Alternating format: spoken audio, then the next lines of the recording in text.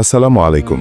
আপনারা কি জানেন পৃথিবীতে সর্বপ্রথম কোন ধর্মটি ছিল? পৃথিবীতে সর্বপ্রথম তাওহীদ, একমাত্র আল্লাহর উপাসনার ধর্ম ছিল। কোরআনে বলা হয়েছে, প্রত্যেক জাতির মধ্যেই আমি একজন রাসূল প্রেরণ করেছি।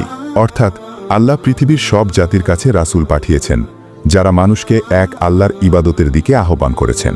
আদম আলাইহিস সালাম ছিলেন প্রথম মানব এবং প্রথম নবী। তার মাধ্যমে শুরু হয়েছিল তাওহীদের শিক্ষা। কিন্তু সময়ের সাথে সাথে মানুষ নিজের মন গড়া মতবাদ তৈরি করতে থাকে।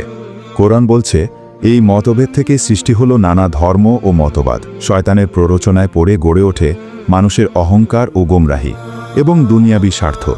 এগুলোই ধর্মকে টুকরো টুকরো করেছে। শেষে আল্লাহ পাঠালেন শেষ নবী মুহাম্মদ সাল্লাল্লাহু আলাইহি ওয়াসাল্লামকে, যার মাধ্যমে তাওহীদের পূর্ণতা ফিরিয়ে আনা হলো। আল্লাহ তাআলা কোরআনে বলেন, আজ আমি তোমাদের জন্য তোমাদের দিনকে পূর্ণ করে দিলাম। এই ছিল আজকের সংক্ষিপ্ত ঘটনা। ভালো লাগলে সুন্দর একটি কমেন্ট করে জানাবেন এবং সাবস্ক্রাইব করে পাশে থাকবেন।